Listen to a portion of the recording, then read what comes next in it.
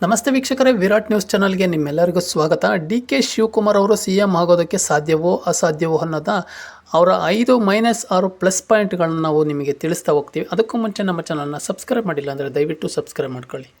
ರಾಜ್ಯದಲ್ಲಿ 5 ವರ್ಷಗಳ ಕಾಲ ನಾನೇ ಸಿ ಎಂ ಎಂದು ಸಿ ಎಂ ಸಿದ್ದರಾಮಯ್ಯನವರು ಘೋಷಣೆ ಮಾಡಿದ್ದಾರೆ. ಹೀಗಿರುವಾಗ ನನಗೆ ಬೇರೆ ಆಯ್ಕೆ ಏನು ಎಂತಂದು ಡಿ ಕೆ ಶಿವಕುಮಾರ್ ಅವರು ಪ್ರಶ್ನಿಸಿದ್ದಾರೆ.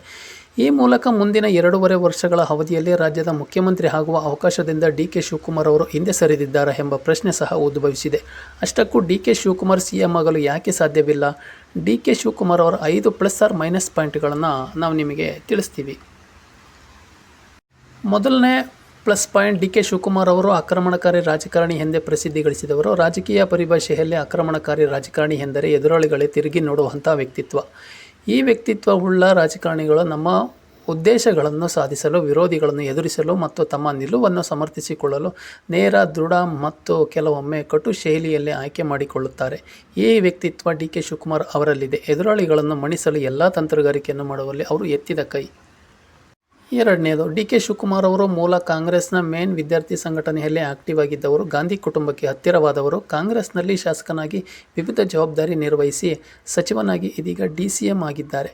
ಪಕ್ಷಕ್ಕೆ ಅನೇಕ ಸಂದರ್ಭಗಳಲ್ಲಿ ಹೆಗಲಾಗಿದ್ದಾರೆ. ಸಂಕಷ್ಟದ ಸಂದರ್ಭದಲ್ಲಿ ಟ್ರಬಲ್ ಶೂಟರ್ ಆಗಿ ಕೆಲಸ ಮಾಡಿದ್ದಾರೆ. ಈ ಕಾರಣಕ್ಕಾಗಿ ಅವರು ಪಕ್ಷ ನಿಷ್ಠೆಯ ಬಗ್ಗೆ ಹೈಕಮಾಂಡ್ ಮಟ್ಟದಲ್ಲಿ ಮೆಚ್ಚುಗೆಯ ಮಾತುಗಳಿದೆ.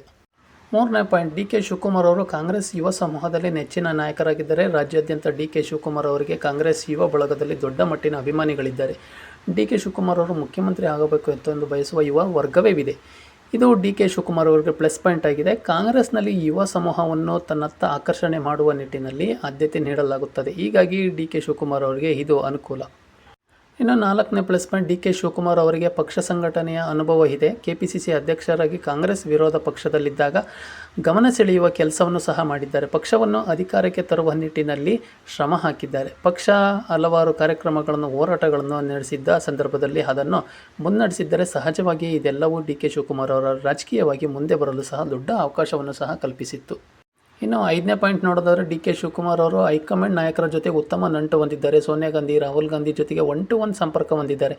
ರಾಜ್ಯದ ಇತರ ನಾಯಕರಿಗಿಂತ ಹೈಕಮಾಂಡ್ ಜೊತೆ ಡಿ ಕೆ ಶಿವಕುಮಾರ್ ಹೆಚ್ಚಿನ ಸಂಪರ್ಕ ಸಾಧಿಸುವಲ್ಲಿ ಯಶಸ್ವಿ ಸಹ ಆಗಿದ್ದಾರೆ. ಬಹುದೊಡ್ಡ ಅನುಕೂಲ ಸಹ ಪಡ್ಕೊಂಡಿದ್ದಾರೆ ಅವರು. ಇನ್ನು ಮೈನಸ್ ಪಾಯಿಂಟ್ಗಳನ್ನ ನೋಡೋದಾದರೆ, ಡಿ ಕೆ ಶಿವಕುಮಾರ್ ಅವರಿಗೆ ದೊಡ್ಡ ಹಿನ್ನಡೆ ಆಗಿರುವುದು ಅವರ ವೈಯಕ್ತಿಕ ನಡವಳಿಕೆ ಬಗ್ಗೆ ಇರುವ ಆರೋಪಗಳು.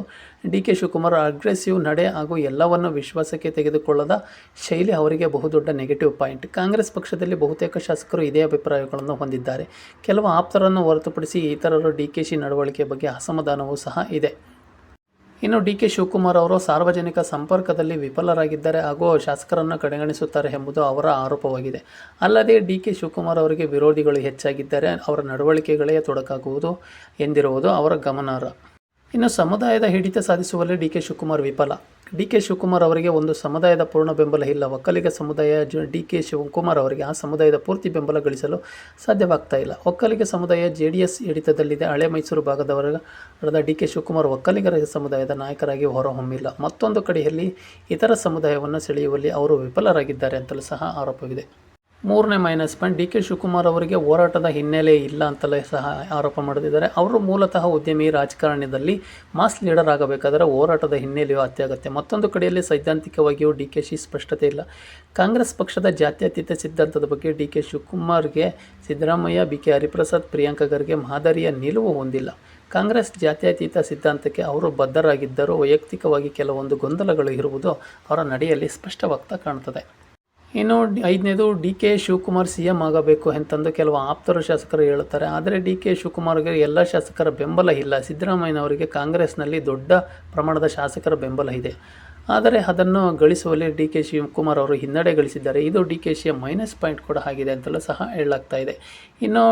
ಇನ್ನೊಂದು ಪಾಯಿಂಟ್ ನೋಡೋದಾದರೆ, ಡಿ ಕೆ ಶಿವಕುಮಾರ್ ಅವರಿಗೆ ಕಾನೂನು ತೊಡಕುಗಳು ಇರೋದರಿಂದ ಹೈಕಮಾಂಡ್ ಮಟ್ಟದಲ್ಲಿ ಅವರಿಗೆ CM ಮಾಡಲು ಎಲ್ಲ ಒಂದು ಕಡೆ ಆತಂಕ ಕಾಣಿಸ್ತಾ ಇದೆ ಹೈಕಮಾಂಡ್ನಲ್ಲಿ ಅಂತಲೂ ಸಹ ಗೊತ್ತಾಗ್ತಾ ಇದೆ. ಹಾಗಾಗಿ ಮುಂದಿನ ದಿನಗಳಲ್ಲಿ CM ಕನಸು ನನಸಾಗುತ್ತಾ ಡಿ ಕೆ ಶಿವಕುಮಾರ್ ಅವರದು ಅಂತ ನಾವೆಲ್ಲರೂ ಕಾದು ನೋಡಬೇಕಾಗಿದೆ ವೀಕ್ಷಕರೇ.